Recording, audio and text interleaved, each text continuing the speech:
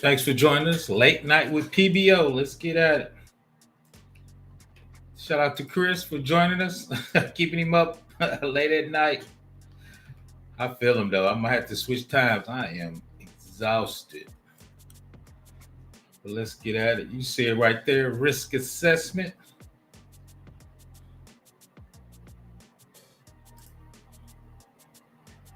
Hmm. Looks like,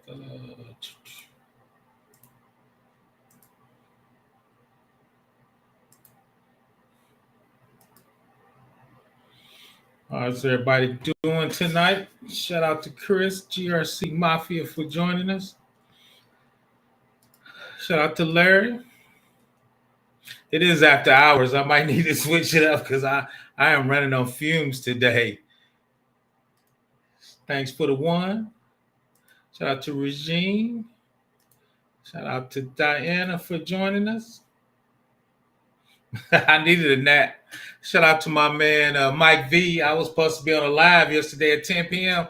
I took a quick nap. I woke up at 10:30. Shout out PBO getting old. So I had to be careful with those naps now, Diana. I slept through a panel I was supposed to be on. Shout out to Mike V.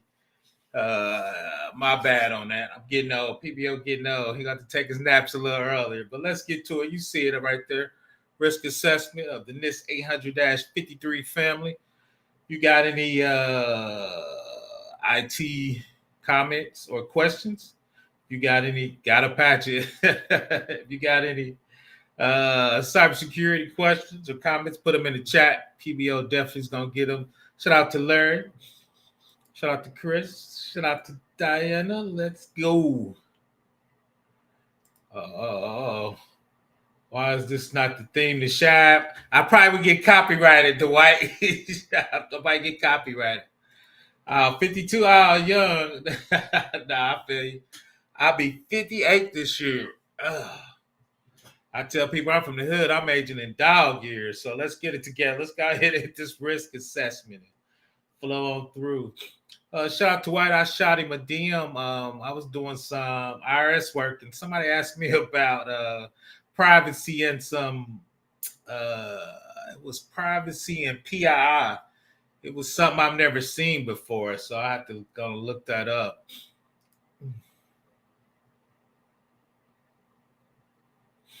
Oh, that's cool.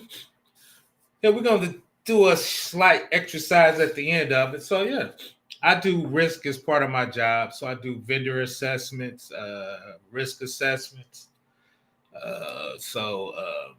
I work for a study. I used to do all the incoming software from RFPs and RFIs. So we'll touch on a little bit of that.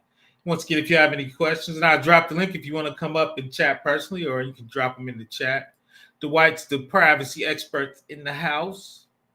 Chris is up and coming. He's in the house. So there's a lot of GRC. Larry's GovTech expert SME. Regine in the house. There's a lot of people can help you here, Diane. Chris dropped that GRC study hall in there, so we talk a little bit about risk assessment and GRC study hall. So hopefully Chris ain't went to bed yet. He can drop the GRC study hall with the Discord in there, Diane. So we usually in there chopping it up. You can definitely ask questions in there. So let's get rolling on the NIST 800 risk assessment for PBO pass out. So here's the 20 security families of NIST. That's why I think NIST is the best. You see it right there, the RA risk assessments.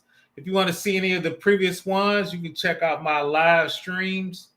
We're going through each security family, touching on each one.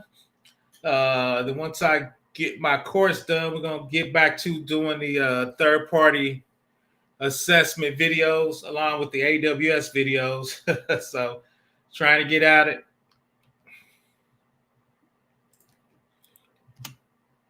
So it's the risk assessment and their subfamilies. You see it right there. Security categorization, risk assessment, vulnerability monitoring scanning, technical surveillance, risk response, privacy impact assessment. Shout out to Dwight. I'm going to really dig into RA8, not tonight though, but what is that privacy impact assessment, criticality analysis, and threat hunting? So I think privacy in the last couple of years has been really gaining steam. So the part of that is I've done risk assessment. I've never took the next step and do the privacy impact, right? So we've been talking about it, the right to delete, the right to change, consents in there, which we talked about in the PII, but that'll probably be part of the privacy impact to make sure we have all that set up in the website. Once consent, right to delete, right to change. So there's about 10 things in there. So we definitely going to add that as part of the assessment in the future. So let's get started in the risk assessment. RA2, security categorization. Categorize the system and information it process, stores, and transmit. Document security categorization results in the security plan. Verify the authorization official, authorization officially designated representatives, reviews and approves the security categorization decision. So part of that categorization is a high, medium, low. Then from a compliance standpoint, is it just PII? Is it HIPAA high trust? Is it IRS? There's two IRS. There's a Pub 1075 and a 4612. Did you get it from a tax return or is it just PI information coming from the IRS? So there's a lot of categorizations in there, multiple level, multi dimensions of that. Then part of that security categorization, once again, is high, medium, low, compliance, what federal agency. Then part of that, what part of privacy are you going to use? Is it GDPR, CCPA, New York DFR? I think Colorado's got some. So that security categorization could be multi-dimensional, and I hate this word. You can harmonize it across different compliances, different security, different privacy, right? So you'll be doing multi things at the same time. Let's see. Oh, no problem. I appreciate it. Shout out. We do love NIST around here, even though we switching it up. ISO is becoming super popular. CIS is gaining steam, and CMMC from DoD, which is really NIST 171 and a couple controls. But Larry, there's a ton of things. But you like me, you from that gov space, that federal space is still, I believe, NIST dominating. That's why I'm about to get a T-shirt. NIST dominating. So let's go on. That was the RA2. Let's go through the other ones. While PBO still up. Let's go. RA3, security categorization. Conduct risk assessments, including identifying threats to and vulnerabilities to the system. Determine the likelihood of magnitude of harm from unauthorized access / breach. Determining the likelihood impact of the adverse effect on your PII. Integrate risk assessment results and risk management decisions from the organization, mission, or business process perspective with system level risk assessment. So let's break that down. So let's start off with conducting a risk assessment. So we always do risk. I get a lot of questions about third-party risk or internal risk. So, identify threats to and vulnerabilities to a system. Right. So if you do a vulnerability scan using Rapid7, we're gonna do some labs on that. Nexus, Nexus, Rapid7, and Qualsys. They'll scan your website, serverless, cloud, and it'll show you vulnerabilities in there. This needs to be patched, or this is not the required encryption level. Then identifying threats. We're going to talk about threat management. There's a few frameworks for that, but I usually just start off with the big ones. Right? Don't make it super complicated. So identifying threats. The big ones are going to be phishing, malware, uh, probably a nation state with them scanning. So I usually start off with those three because you're gonna have virus and malware, and the phishing is gonna always get everything started. So if you start off with that, right, that'll be your you identifying threats. Now once we get mature, we can go to MITRE. We can talk about Cozy Bear, nation states. They got every threat known to man. But if you just starting out, we always talk about how do you start from a small company. I would just do those three, right? Kind of high level hacker, phishing, and malware and ransomware, right? So those will kind of get you started. Then determine the likelihood and magnitude of that. That's easy. When you scan, you're gonna get a CVE. The CVE is usually from 1 to 10. If you got a 10, you got a vulnerability that's being attacked in the wild. So 1 to 2. That 10 is gonna tell you the likelihood of you getting hacked or that being attacked in the wild. The magnitude of harm is you have to go through and rank your business functions, right? To say, once again, everybody know I used to work for Department of Revenue, report to the IRS. So our number one thing were collecting taxes. So if you stop us from collecting taxes, that's a magnitude of harm to our organization, right? So you got to go through and rank your business function. So if you got a CVE of 10, and that's your number one business function, right? The impact number 3 is going to be large to your organization, right? So you got the CVE with the likelihood. Once you rank your business functions, then underneath your business functions are technology. So when we collected taxes, we had web server, app server, and a database. So if that database has a vulnerability and that database is used to collect taxes, right, that impact of the organization is going to be higher. So once again, we're going to dig down in that more later, not later tonight, but later on, we're going to do some more labs on that and talk about that. Not tonight. Shout out. I'll drop the the link if anybody wants to come up. Dwight or Chris. I don't think Chris wants to come up. He's running out of steam. So Dwight, if you want to come, if anybody wants to come up, it's all cool. So you know. So, but yeah, but that's how you do it. We're gonna talk about that threats, threats, vulnerability, and the likelihood versus the magnitude. Right. What people usually miss is what business functions or functions that your organization ranks high. That's gonna be the impact to your organization. Right. But how we get impact? Well, you gotta rank those business functions for what's most important to your organization, which is gonna cause the biggest impact, and that's done by your executives, right? They're going to tell you what's ranked the highest. Document the risk assessments and your system security plan and risk assessment plan. Review the risk assessment results at least annually. Disseminate risk assessment results to the uh, system owner, system administrator. Also, you can to the CIO suite, chief information officer, chief financial officer. A lot of times, those risks roll up to those. Why would the CFO wants to know if one of those risks can shut down your business at your highest moneymaker? The CFO might wants to put that in his financial models. I've been in meetings where people be financially modeled. With this computer system go down, with this CV of 10, what impact if they get a ransomware in this for 2 months and we can't do business? What is that going to do to our organization? Right? And update the risk assessment at least every 3 years. So that's kind of how it goes to the C-suite and the executives. All right. Once again, if this impact and we can't collect revenue or save money or do our state regulations, right? How's that going to affect our organization, and how is that going to affect us collecting money? So that's kind of how those play together.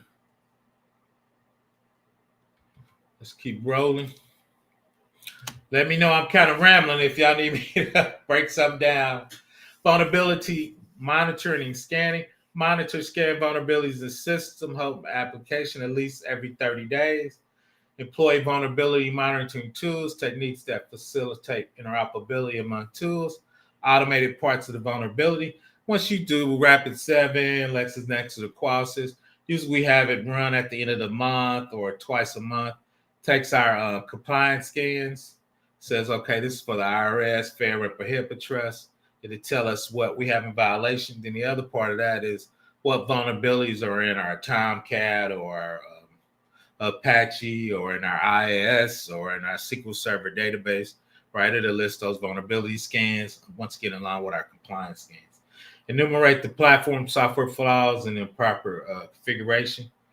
Formatting checklists and test procedures. Measure vulnerability impact, right? Once again, that vulnerability usually is going to be a CVE. The CVE is going to be ranked from 1 to 10. And that's going to help us measure our impact. And the other impact, once again, is those business function, whether they ranked in the organization with the probability of the CVE to get us hacked, right? So that's kind of how you put those together.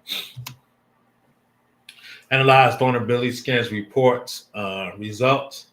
Remediate the vulnerability in accordance with the agency assessment of risk. Share information obtained in the vulnerability monitoring process.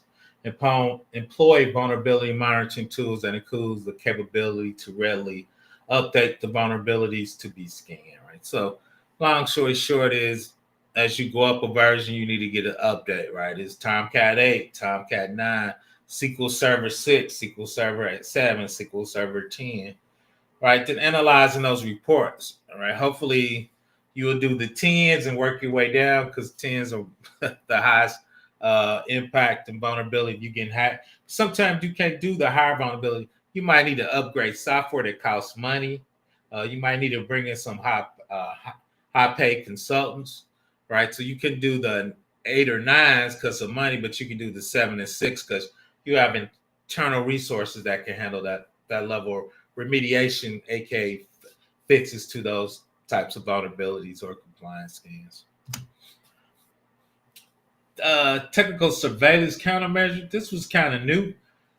Technical surveillance countermeasure survey is a service provided by qualified personnel to detect the presence of technical surveillance devices and hazards, to identify technical security weaknesses that could be used to conduct technical penetration on your survey facility. Technical surveillance countermeasure service. People dropping malware, people dropping rootkits, right? Can you detect those in your organization? So that's why I think they want to have the countermeasure server where you bring in experts to check that level of vulnerability or attacks into your organization, right? I've never seen that or done that in real life. I've never outsourced that out either. So to be honest, I'm gonna need to dig into that a little more. Once again, it was kind of unique. Um, Security family. Once again, I think that security family is kind of at the top of the pyramid. That's the more mature organizations are going to do that. Risk response to the findings from security privacy assessment, monitoring, and audits in accordance with your organizational risk tolerance. Agency has a variety of options for responding to risks, including mitigating the risk by implementing new controls or strengthening existing control, accepting the risk with the appropriate justification or rationale, sharing or transferring the risk, or rejecting the risk. So those are your three, risk response. So the thing you really want to do is what I try to do is let's strengthen our controls or implementing new controls to actually mitigate that risk, right? So if you in an Oracle database and it might tell you to cut on advanced security option for table space encryption, you buy it, you cut it on, boom, you strengthen it, and you got a new control. Sometimes you might say, that particular module is going to cost 100,000. We want to be able to get into next year's budget, right? So we would accept that risk with the appropriate justification and rationale. we're going to do it next year, but we're going to need to get some mitigating controls to kind of strengthen those existing controls until we get that done. So each risk or scan that comes out in the CVE, you need to fix it, justify, put in a poem, or explain what you're going to do about that risk. Once again, accept it, implement it, not do it. Why we didn't do it? Because we had these other 4 or 5 controls we believe that strengthen that control where we can skip this particular control. And once again, we're going to do that in one of our labs. Let's see if there's any questions. Oh, facts. Yeah, I talked about poems without talking about the 5 of most control enhancement. Facts. Yep. I'll touch on that, Dwight. You coming up, Dwight, or you just give me orders? What you doing tonight? Shout out to Dwight. Poems in Dwight's correctly. That's just a schedule like I talk about. If it costs money, a poem is a schedule when you're going to do it next year. Once again, if we needed the Oracle particular module for security and we can't afford it, a poem will be saying, we're going to get the module in 2026 first quarter. This is how much it costs. This is how much our consulting fees. This is going to be our software. And this is our implementation plan when we get that module. Because we got to get that module. We got to implement it. We got to test it. We got to do an integration test with all our software and our programs. Hopefully, we have all that testing automated. Then we can roll it out into a production, right? So when auditors come in, they like to see that timeline, which is POAM, which again is schedule when you're going to fix it. So they like to see tests, system integration tests, integrated tests, some kind of pre-production test. We used to call them out office, where you put that in and you run all your programs to see if anything fails. Then you put it in production, right? So that's what it is. So see if there's any more. Let's see.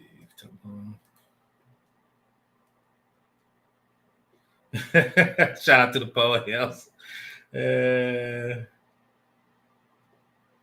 Facts. I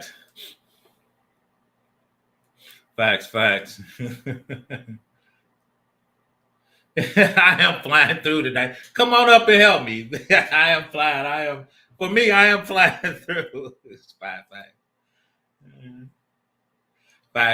But if y'all got any questions, y'all want to come up. PBO gonna take care of y'all tonight, but PBO running out of steam. Privacy impact assessment, and shout out to the White. This is something I kind of want to really drill down in 2025. I've done a lot of vendor assessment, third-party assessments. I never took it to the next level of risk assessment. Privacy impact assessment. Conduct a privacy impact assessment for system, program, and other activities. Develop procuring information technology that processes personally identifiable information. Initiate a new collection of personally identifier information that will be processed using information technology, including personal identifier information, permitting physical or virtual online contacting for a specific individual. So this part, shout out to the White, right? We're going to have cookie tracking, consent, right to delete, right to modify. There's probably 10 privacy things. Hopefully they're not in California where we have to do CPA. There's probably 10 things from a basic assessment that I'm going to start putting in my risk assessment from a privacy standpoint, right?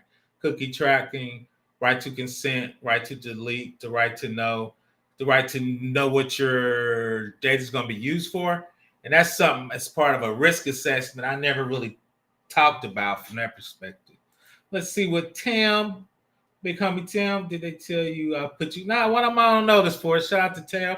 I need to get over there to Will, Women in Linux. Definitely doing great things. So I definitely got to check her out.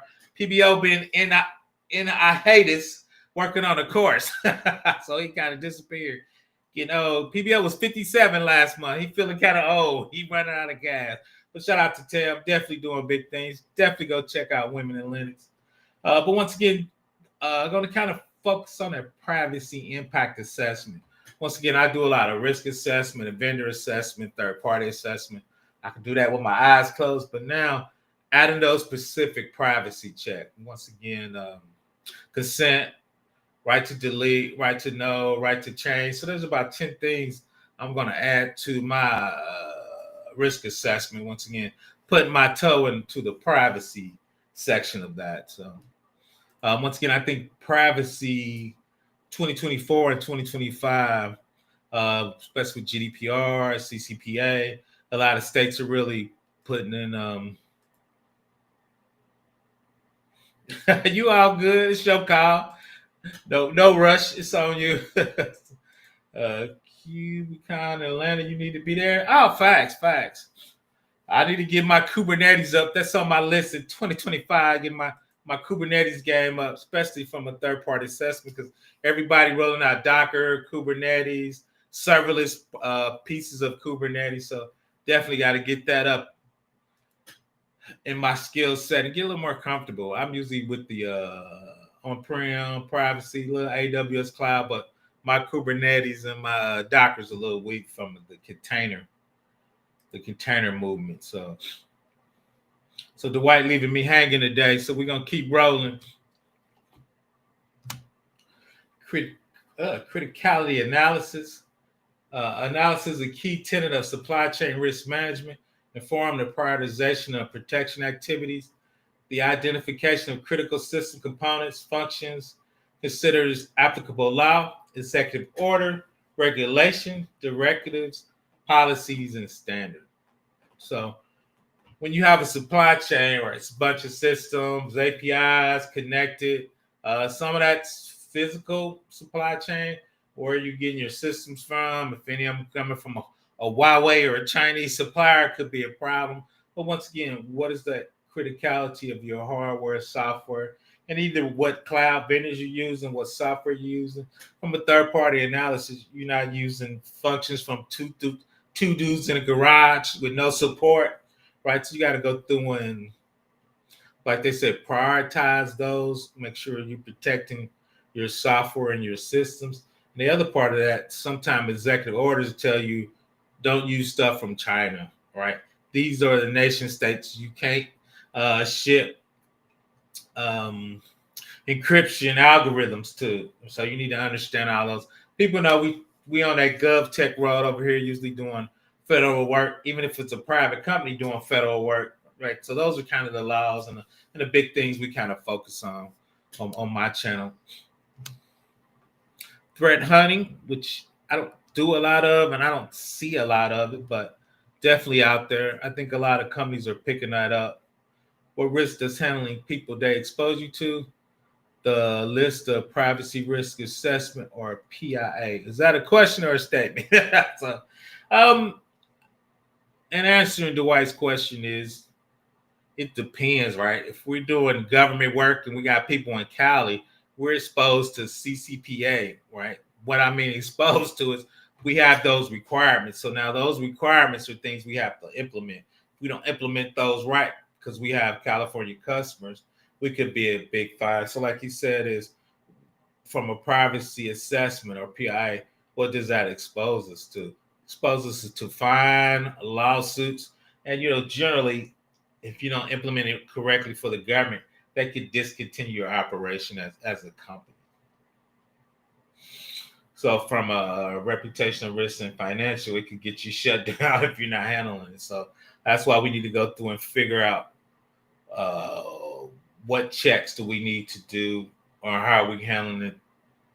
Once again, those privacy points. Once again, I said some of the general things: consent, right to right to delete, right to change, right to unknown, right to them to say this is my data deleted from your organization. Which, if you're doing some kind of machine learning, it could be hard to find all the places of that person's information, right? Which could get you fined. So those are some stuff we want to put in place to help us track it coming in, and where is all those data points at? So if the Dwight wants all of his data deleted, right, we could have a data lake, a data warehouse, operational data store, DynamoDB, SQL Server. It could be in 100 places. Do we know all the places that we can trace it so he can have the right to forget and delete all those particular data elements, right? So that's some of the risk and things we need to be able to do from an organizational standpoint. Let me know if that answers your question, Dwight. You do way more privacy than I do. Very good. Once again, threat hunting. Establish and maintain a cybersecurity hunting capability. Search for indicators of compromise in an organization. Detect, track, and disrupt threats that evade existing controls. Employ threat hunting capabilities. So, are you using MITRE? Right. Obviously, you got to have a SIM. Are you using Splunk? Are you using CloudWatch? Are you using API? Are you using Elk Cache? Right. There's a lot of SIMs, but those SIMs will help you find those indicators of compromise. Because with those, you can pull down the MITRE capabilities, and MITRE goes through with reconnaissance, nation states, and how they go about attacking. So MITRE can look through your logs and kind of figure out if they believe you have an internal nation state or bad guy inside your network without you knowing it, right? So that employ your threat hunting capability. So 9 times out of 10, you gotta have some kind of SIM that you could put some kind of machine learning on top of that. I never really got on TikTok very well. I don't really do TikTok. A lot of people have been asking me to get on TikTok. Now I think I'm saved. So now, that's a good thing. That's the gist. My bad. I was trying to summarize. No, you good. You good. You good. So that's once again that's threat hunting. That's I think a lot of smaller companies and mid-sized companies are really getting on to threat hunting. I'm not a big threat hunter. I usually put threat hunting in the red team, even though I think a lot of people think it's a blue team exercise. Anything with kind of hacking for me or you trying to find a bad guy, I actually put on the red team. And I think for this, I probably round. So, but once again, threat hunting.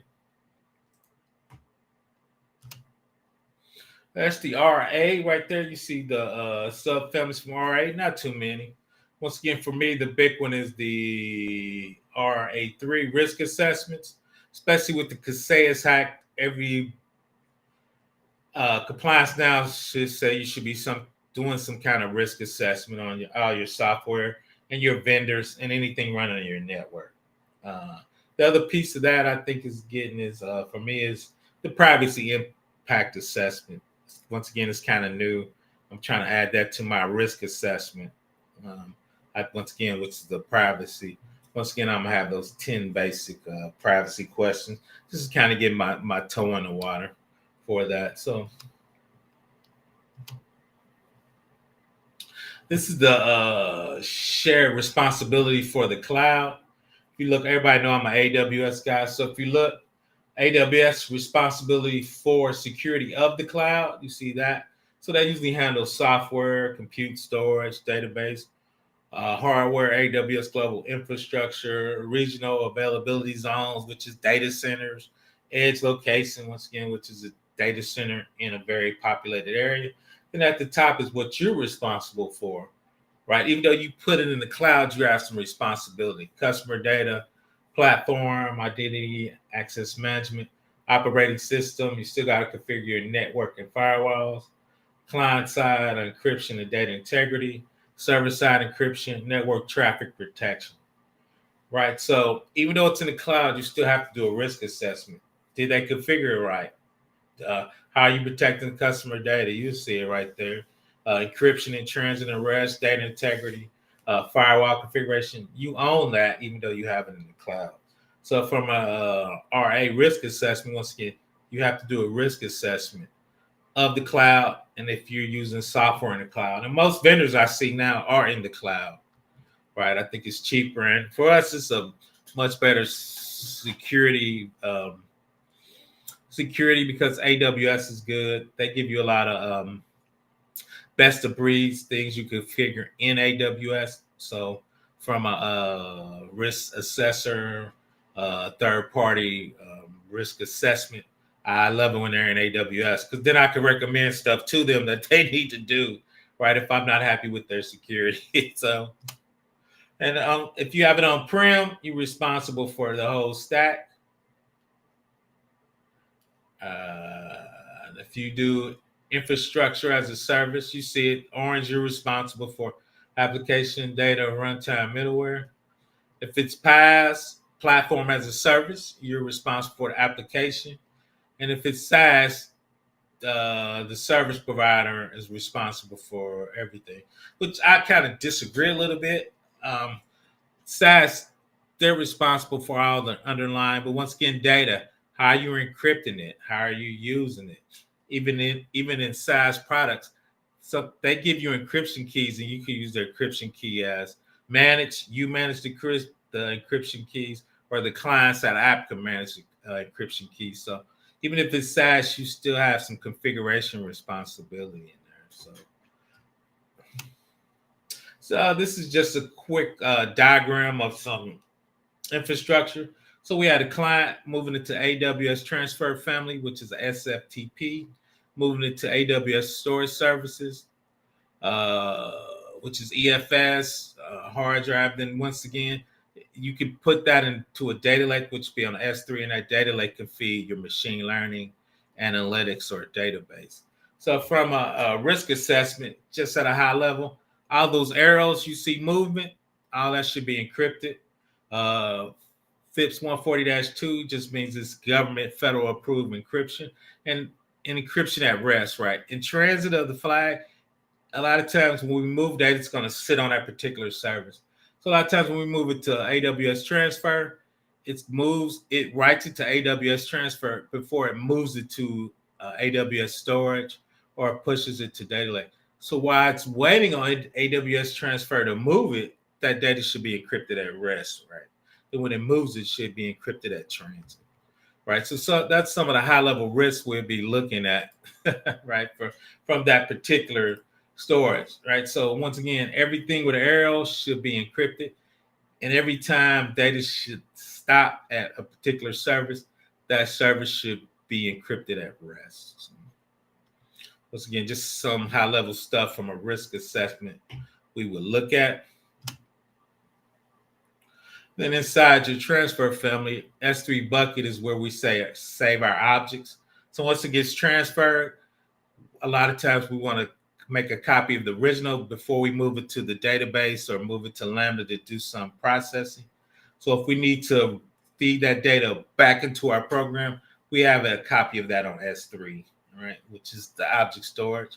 So once again, it should be encrypted at rest. Hopefully the data is encrypted, and the S3 disk of the S3 needs to be encrypted at rest. Right? So there's a couple ways, once again, to uh, assess risk on there, what is encrypted, and once again, how it's moving. And once again, from the SFTP, there was a MOVE that got everybody hacked about 2 or 3 years ago. So I told a lot of people if I had MOVE, I would switch it to Amazon's transfer service, which is actually SFTP. You can do IP whitelisting. You can do PGP encrypting, meaning I got a file. I'm going to encrypt the file before I move it to wherever I'm going to move it to, which we saw at the database, artificial intelligence, those particular service. Then when it gets to those service, they have a key to de-encrypt it.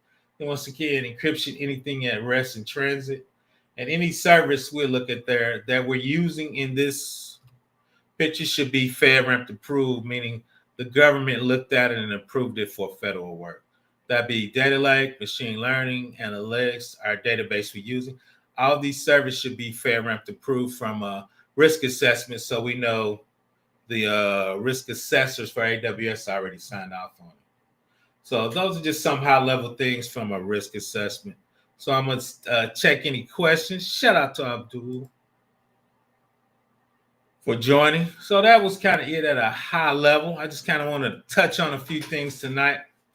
PBO, sorry if he rushed through it. He was dying tonight. I don't know what's wrong. So we're going to hang out for any questions. Once again, I'll drop the link if anybody want to come up. Anybody wants to come up and chat, or if you have anything in there. Shout out to White. He asked for some pertinent questions.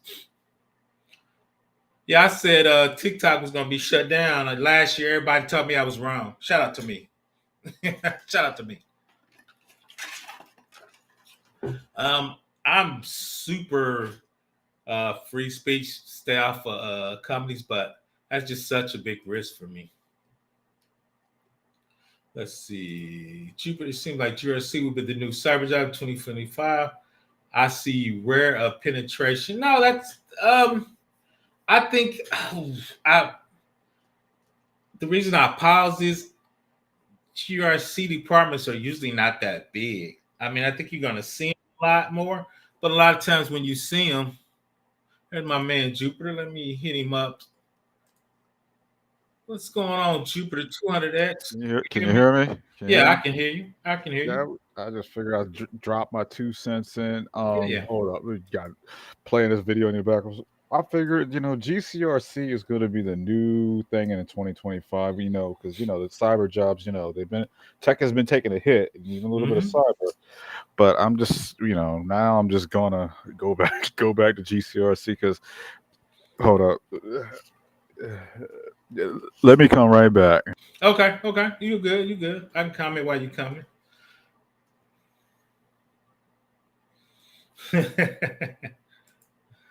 Let me know if you got any questions. You can check out Yeah, my I'm back. play. I'll go I'm ahead. back. Okay, I'm back. So I'm just saying. Cyber GCRC is going to be the thing. You're going to have security architecture, but the thing is, it's just going to be GCRC, and because I'm not seeing a whole lot of pen testing roles come, Mm-hmm. it's there. It's just now it's going to be AI. Everybody better watch that, but Mm-hmm. that's going to be the new role now in these organizations and companies now. I think my little disagreement, which is not a big disagreement, is I only see GRC departments in large companies with federal requirements. When I go to small companies or mid-sized companies, they do really not have compliance. They might Oh have, if no, they no, do, it's one person now. Now, if you yeah. report like me, I do a lot of IRS work. Of course, they're gonna have compliance, but that's kind of probably the top 10% of big companies. That's why I don't think you're gonna see a lot of GRC in the big companies. Federal government, yeah, but a small and mid-sized company has all the tech jobs. But like you said, we laid off 150,000 people Uh, last year, though. But see, I think now small. Well, I still do the consulting part time. Mm-hmm. I was giving them little tidbits of like basic information security. I'm like, hey, okay, your access control. This is what you want to Mm-hmm. do here and there. And mind you, was a little bit off my bandwidth with it, but I was like, okay, you guys want to do this, this, and that. I Mm-hmm. think now companies are going to be third party Mm-hmm. contracting these little small because breaches are happening and Oh. like I said, these smaller companies, like I was with a tax service. I was like, dude, you guys gotta this from your basic physical to your network. I was like, look, you guys gotta literally tighten up on your security, like Mm-hmm. literally, and they don't even have basic IT, like dedicated IT people. It's like their collateral role in a sense, and they hire like third party just to manage their Mm-hmm. network. Facts, facts. But see, I think, and you just hit on, I think they don't have basic security. So for me, you gotta have basic before you get to GRC. Did you see that question? You see that question I highlighted? No. It says, "What's the additional C in your GRC?" Because you put Oh, that G's. was typo. Okay, Typo. okay, yeah, no, that's what I was thinking. No additional C, Joyce. Our bad, GRC. But now that's my only issue is I don't think we blocking and tackling. I think GRC's the flea flicker. I don't think we we gotta do basics, security, Yeah. basic hygiene before we get to compliance. I don't think we're not doing the basics. But what's your thoughts on that? And I see us struggling with the basics. yes, because I did a project. I was like, oh God, I was like, you have the basics, but I was like, look, I was telling them cyber, it's an ongoing evolution. There's a lot of in depth with the RMF paper. Mm, But you have to do your plan of actions, your mm-hmm, your identify to get inventory. mm-hmm, You literally have to before you when you do your basic security, you have to do the inventory. You mm-hmm. have to do your storage. I was like, no, cyber it is a rabbit hole. It's always evolving. So yeah, So that's why. No, I like I said, I don't disagree with you. I just see we struggling for the banks before we get to GRC and compliance. And once again, I just think um, the bigger Fed companies have compliance. I think I see a lot of states, general attorneys trying to put some compliance per state, but most of that's just basic hygiene because we just suck in the industry. Like you're saying, when you freelance and do stuff, people just I don't know what they're doing. Yeah, and then I was just saying, like with the pen test and roll, like just I don't even think I need to try to go into that. I'm like, maybe just GCRC is where you need to be at. Just as like, No, I it's just think just like, basic security. Then I think what we do is, which makes me nervous, is your basic security people start picking up the GRC until you get to a certain dollar amount or a certain yeah, compliance. But yeah, yeah. That's it. And I was about to bring that. I was like, okay, well, look, if you're going to get my expertise in consulting, I was like, the dollar amount, because like I said, cyber GCRC, it's a rabbit hole. We could go all day in mhm, depth with this, with poems to your Conmon yeah, Excel spreadsheet. It don't even get me started about the corporate finance. Like, okay, how yeah, much do you that? you still there? You dropped off a little bit. Yeah, I am, but it was just Okay, yeah. no, That, no, no. I think you're right, and I think nobody want to hire facts. And I think That's you're right. right, and that is correct right there. Nobody wants it. Nobody wants to hire because, and that's why I'm kind of like with this year right there, the market, like how's it going to look? Oh, I think it's going to be rough in 2025. And I Yeah, think and I'm tempted to pivot because I don't want to do the government no more. no, I feel you.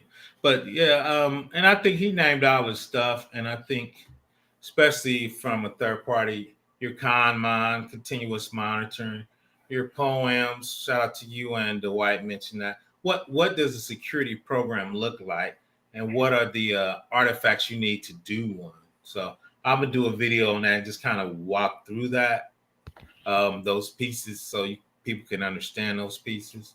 Um, and from a security perspective, like Jupiter and Dwight says, people start doing those in silos, right? Oh, we need to do IAM, we need to do database, we need to do, Access but control and all yeah, that. but if you don't put it together holistically, they're not talking, you're not logging it, and you don't have No, continuous monitoring on that. But once because again, I think you got to start somewhere, though. Go ahead, and Jupiter. because you said each of them is a domain within itself, and you have to build. Mm-hmm. It's like you have to build. Is one build, the other one has to build. So it's got to be entered in sequence. Like, Mm-hmm. okay, you're identified, then your IM, then Mm-hmm. your disaster recovery, then Yeah. your detection. Everything has to. It can't be like stairs. It has to be a level across the board. And then Mm-hmm. once you get that on, it's always going to be evolving as the Mm-hmm. business needs. Then, like, say if you leave the company or do this and that, you got to have that working product. Hey, I got this. It's like the presidency. You look, I have this. I'm not trying to get into politics, but this is how I got it. It's so good. Then the next person, however you want to adjust it, but just keep the security at is because you want to have that baseline of your security posture, like your threats being minimal. That's my plane on that one. No, and I think that's it. I always tell people a lot of times you get analysis power paralysis because it's so big, but you got to start somewhere, even if it's small. Maybe it's some couple controls, like you said. You just keep building, right? So then, as you go, right, you get more mature, continuous monitoring, DR, instant response plan, notifications, exercises, all the plans, configuration management, incident response. So COOP plan. So especially if you're the feds, they have so much documentation. Yeah, that's the thing, the documentation, and then don't negate the training. User Oh, and security facts. was a good Yeah. God, gee. AT, from this, let me go to that for, no, that's true. I was going to go back up to while we naming them all out. So those, I can get to, so those are the security families, and each one of those security families built on top. And he said it right there. AT is awareness training. We talked about access control, audit and accountability. So if you're doing a security program, you're gonna hit most of these. Maybe not the physical environment if you're up in the cloud, but a lot of planning where your poems. Me and Dwight hit the PI processing and transparency. That's the privacy impact. People are asking more risk assessment. Then the next part of that tip of that is how are you handling the privacy of that? Once again, consent, right to delete, right to know what your data is used for. There's about 10 things in that privacy bucket from a risk assessment. Like Jupiter said, it's just growing. There's a lot of stuff you got to start checking for across the board. So you want to chime in on any of that, Jupiter? He might have stepped away a little bit. Anybody got any questions? Drop them in the chat. You saw Joyce right there. I'm a LinkedIn. The job market right now is so tight. It is tight. I probably have another word for it, but hopefully it'll get better in 2025. But I think we still kind of fleshing it out. I think we overhired a little bit. Now we're going back the other way. So hopefully everybody can find some way to get in the industry and find their place. But once again, from a security program, especially from a gov tech, you see the 20 families right there. So we're going to try to walk through each one of those. Right now, we're on the risk assessment. So we got 4 left, and we went over 20 families. We're just sticking our toe in there, though. So once again, a risk assessment. I get a lot of questions on third-party risk assessment. How do you do them? How do you go about it? I usually ask them, is it open source? Is it cloud? Is it infrastructure platform or software as a service? We're going to kind of walk through each one of those from a risk assessment standpoint. Go ahead. And I was saying too, also from risk assessment, I think there was a breach a couple weeks ago. It was a third party or something. I forgot what the company was that got hacked. It was a third party. It was a third party breach or something like that. Someone probably knows it. It was a third party breach. God, Jesus. It was a couple of weeks ago. I think it made a news or made headline. Oh, yeah, the Treasury. Yeah, the Treasury. Yep, there we go. I saw it. So that's another thing you have to look into right there. But yeah, go ahead. No, and that's why they really want you to kind of look at each one of those software as most of the time it's a third party software. We did a walkthrough, a good walkthrough. Shout out to the White, shout out to Chris Whitlock of Ticketmaster and their Snowflake breach. They didn't configure Snowflake right. This Ticketmaster didn't configure Snowflake. The hacker got into Snowflake and took out Ticketmaster's data, right? Snowflake wasn't our fault. They didn't configure it right. So that's why we were talking about infrastructure, platform, and software as a service, because they gave it to them. They're responsible for configuring it correctly. So that's what Snowflake's saying. When we dug into it, Ticketmaster didn't have face set up on a database, right? Which for me is negligent. So shout out to Sophie Rodriguez. I'm going to my country for 4 months while the market loosens up. No, that makes sense. That makes sense. Find somewhere, put your head down. And you know what? I hate to say it. I was thinking about going to another country, working for their working remote in another country for cybersecurity. That's how bad I was thinking. Yeah, we were talking about. I almost snitch on somebody. I know some of my younger homies. They're in other countries working remote. I told them be careful because we figure out where you're at. They go, we have VPN. I go, it doesn't matter. We know where you're at. No, I'm talking about other companies working in their company. That's what I'm saying. No, I know what you mean. I'm just, like if they had a cyber company, I'll be like, okay, I do it remote via. No. There's nothing against I can do that. Yeah, but people were working in countries because I do federal work. They want you to be in CONUS or United States. They call it repository, which where people were working what one of those countries. So I told them to be careful. Long story short, people use VPNs, but you can pick up on VPN. But the problem is you have to start a VPN. So while you start a VPN, we take your location. And if you look, we log you out every 20 hours. When we log you out, we take your location. so that's where we know we're at. Oh, let's see what's so far going. Going to Peru with me. Peru is a very strategic country for the region now. Shout out to Peru. One of my good homies trying to get me to go to Brazil, but Brazil be dangerous. So I don't know. But no, Peru's cool. So I'm hoping to travel a little bit. Let's see what my man Dwight said. I've been interviewing interns this week, and I can't believe how competitive it is. Interns got resumes like industry folks. No, I agree with that. Mm-hmm. I think interns, colleges are doing a much better job training people, trying to train people for the job better, using current software. So no, I think interns, yeah, especially at the major colleges, they, like you said, they have nice resumes. Yeah, and I went to the University of Maryland, where UMUC, now their cyber program is phenomenal, and they tailor those resumes cater to the DoD and other government, in that DMV metro area. So Yeah, facts.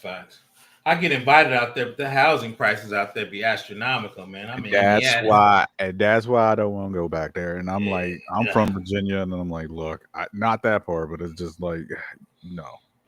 yeah. I'm like, man, I looked at that, like, oh no, man, I thought Indiana was high.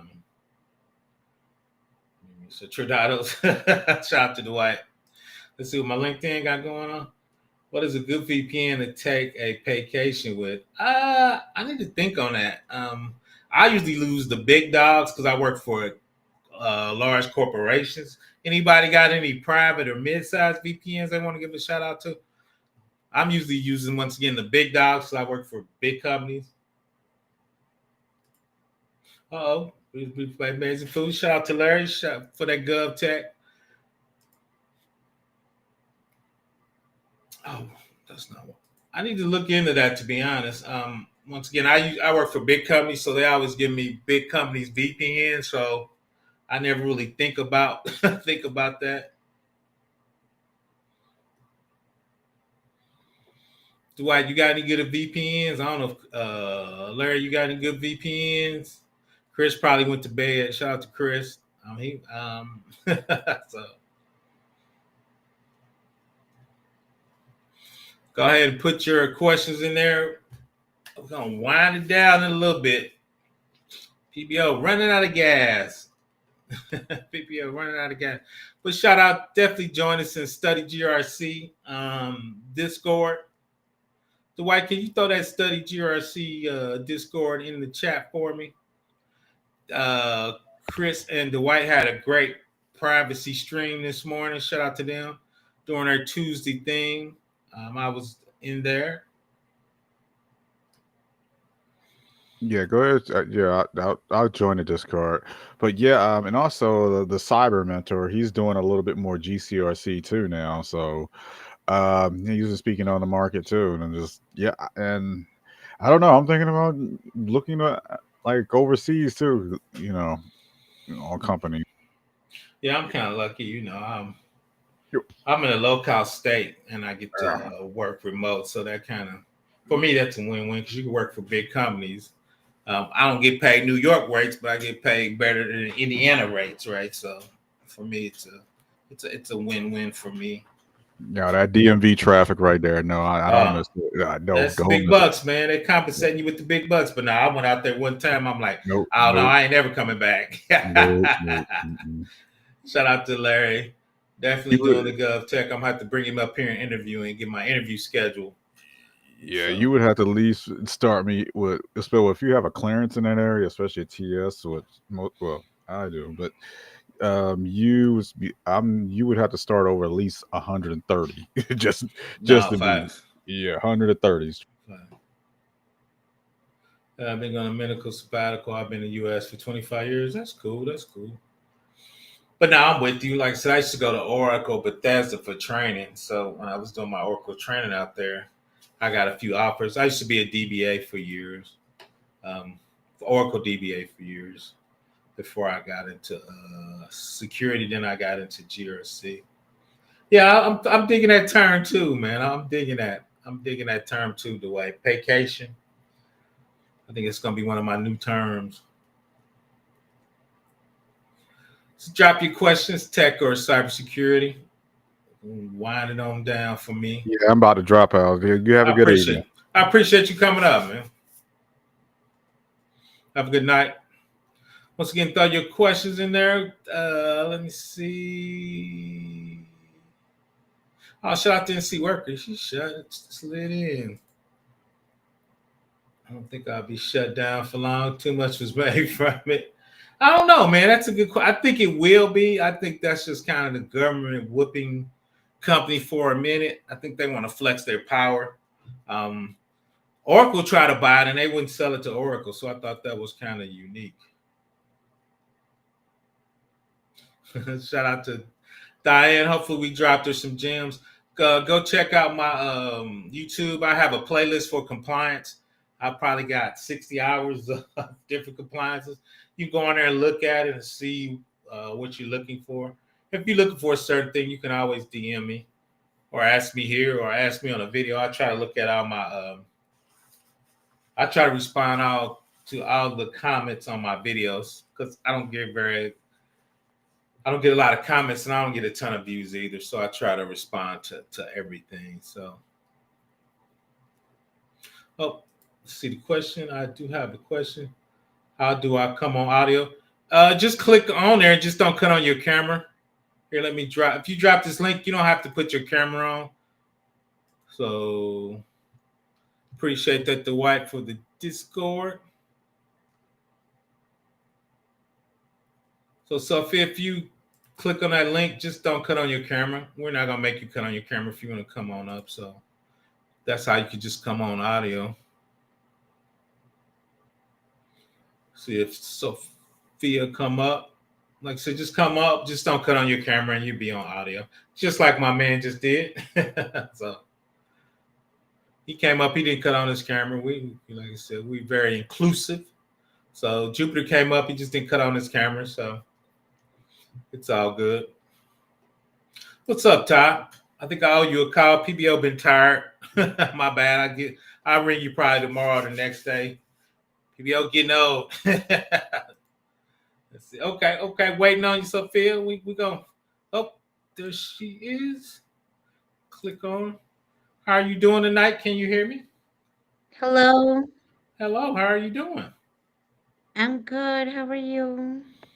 Running out of gas. What can I do for you? PBO's old. What can I do for you? So I'm Diana Rodriguez and Sophie Rodriguez, but I switched from my phone to my computer.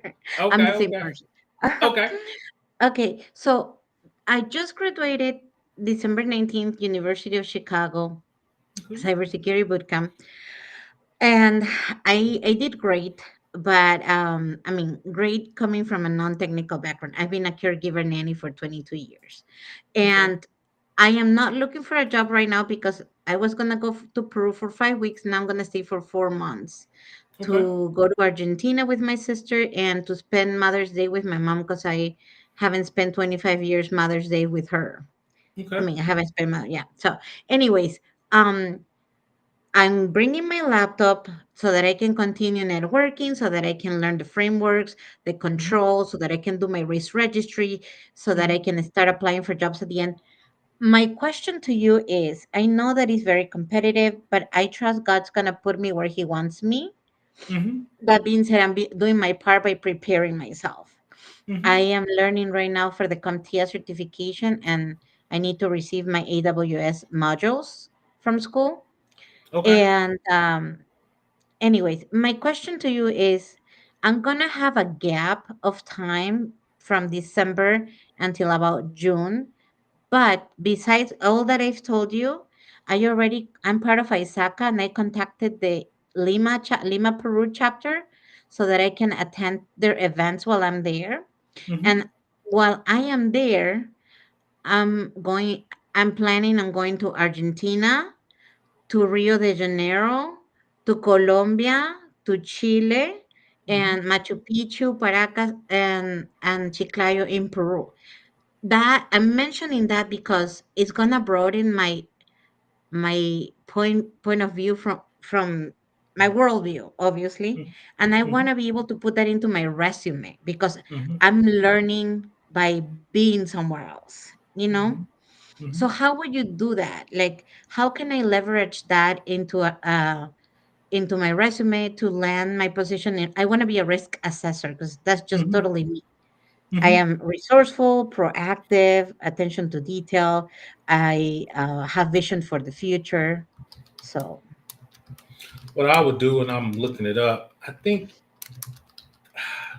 I know Brazil has their own compliance standards. So each one of those companies, I will look up their compliance standards And as you're in that company, I would just do labs for that particular region. Then I will put that on my resume as kind of continuous studies. Hmm. That's kind of I how I would also, do it. with what you just said, they're opening the biggest Latin American airport in Peru on January 29th. But Mhm. I've been following the news because some parts of the airport are not ready. So I've been thinking about doing a race registry about the security at the airport. No, I would do that. I would do that, and you could do it as a continuous study or just as a project that you are you building a portfolio.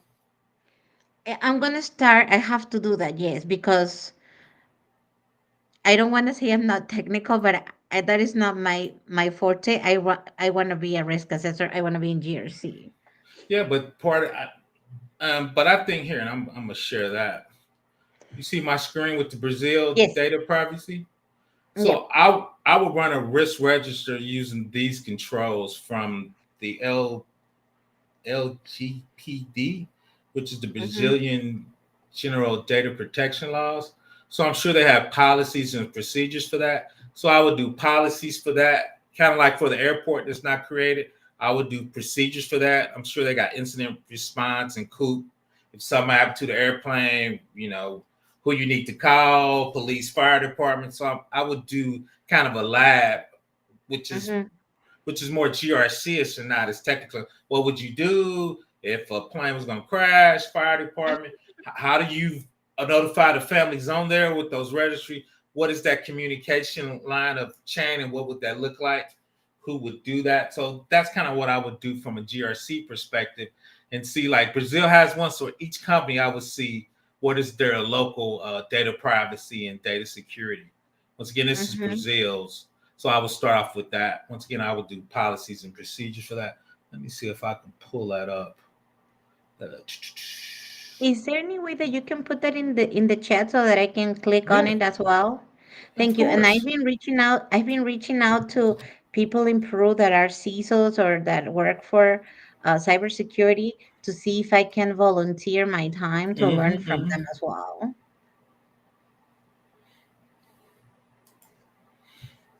So yeah, I put it in the chat. In the I put it in the chat. You should be able to click on it. Thank you. Yes, I. So that's what I would do from as you travel. Once again, and that's real big, especially for large global companies. Walmart, AWS, they got privacy people around the world because they got to take each region in their privacy laws. And shout out to the white. We were talking about different privacy laws. GDPR, California. Now you're going to bring in Brazil and those Latin countries. I'm sure. Once again, Brazil have one. I think each one of those companies has their own. So Mhm, I think they need. So that's what I would do, and I would lab it and start building up your portfolio. Then you'll have an international kind of skill set of looking at mhm, different, once again, regions, privacy controls, and talking about them. Then two is I would, at the end, I would take, like I had one global company and take those controls from each company. They call them harmonizing. Take the most restrictive one for each country because you as a global company's got to once again affect each one of those regions if you do a business in it. So how would you do that if it was a global company? thank you so much for your time. and, And and if reach back if you need us. I'm here once again. I'm in study GRC. Shout out to Dwight. He's my privacy guy. He teaching the old guy a new trick, and he put the study GRC Discord in there. So if you come over there, we always in there chopping it up about privacy and security. So I wanted to thank you, and yes, I will reach out because I've never done a risk registry or anything, so I'm just starting to learn all these things. yeah, everybody's super big on risk registry. We can have a sidebar. For me, when you talk about risk registry, and I'm gonna defer to a lot of people. When we do it, we talk about it as a business function, right? And Okay. once again, I used to work for the Department of Revenue. Our number one thing was collecting taxes. So our risk was if we couldn't collect taxes. So the business function is collect taxes. Underneath there is technology. We did SQL Server database. We were doing IRS, IIS. So if one of those has a risk or vulnerability, that goes into our risk register because we can collect taxes, right? So, Mm-hmm. because when you talk to the C-suite, they don't really care about what technology you want to do. They're saying this Yeah. is our business function. This is how we make money. If we can't do that, that's a risk to the business. Now, what technology supports that business function? Mm-hmm. So, but we can definitely dig out there. Reach out to me because we're going to start breaking down some labs in Study GRC.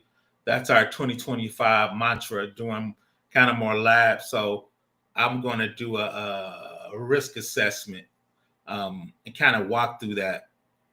Yes. Once again, the business function, these technologies support that business function. Shout out to White. These business functions, these are the privacy assessments going to this web server. Once again, we got to consent, we got to opt in, we got to have right to delete, right to know what our data is using for. If somebody delete it, we got to figure out where all those data elements in our organization and how we track those down. So just kind of talk about that from a security program standpoint, like my man was talking about those 10 security families and how they roll into a security program. So Thank you so much. And to be honest with you, now that I want to be into risk assessment, I realize everything in life involves risk. yep, Everything. Just getting out of yep. the door and you know, That's stepping what I into the tell people. snow. Yeah, that's what I tell people. I do everything on a risk basis, right? So that's what Mm-hmm. it's about, right? So how much risk am I willing to take today? Mm-hmm. Thank you so much. You're welcome. Reach out if you need anything. I will. Okay. Let's see, my man Dwight, no matter where you at, because the path to work is long. Tell facts, facts, facts. So I'm gonna hang out any longer, see if anybody has any questions. Once again, we were looking at the different.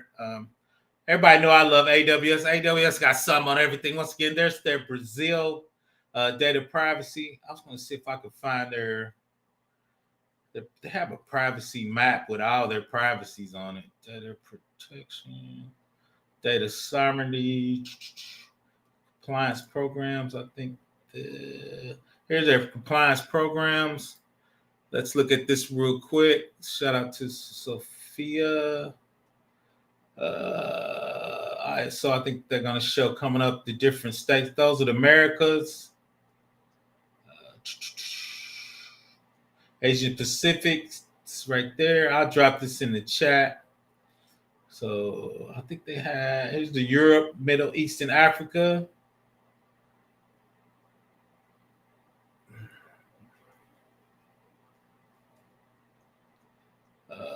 No, I thought they was going. Where's? Come on. They did South America. Oh, there we go. Americas. There's the okay, the Americas. Argentina's data privacy. And there's Brazil's, Canada, and they put education FERPA. So there's the Americas. I don't know why. I guess I didn't. PBO's got to get better in his travels. I guess I think Brazil. I would have called that the Americas. There's the Europe, Middle East, and Africa. Once again, there's the Argentina one and the data Brazil one. So I'll drop that in there. Shout out to AWS. They have everything covered. I always start there. I'll put that in there. Oh, let me go see if I can get that.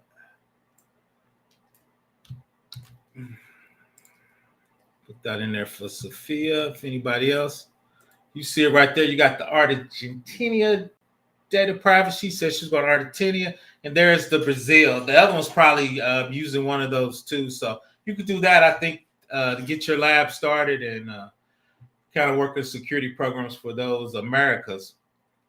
Maybe I was going to have to travel more. He was struggling. Once again, Argentina data privacy and the Brazil data privacy. I think there's a data center in AWS in Brazil. So once again, those are it. Put those in there for Sophia. She can once again as she travel, start doing risk registers, poems, policies and procedures for those different regions, so she can become accustomed and a SME in those regions. Shout out to the SMEness.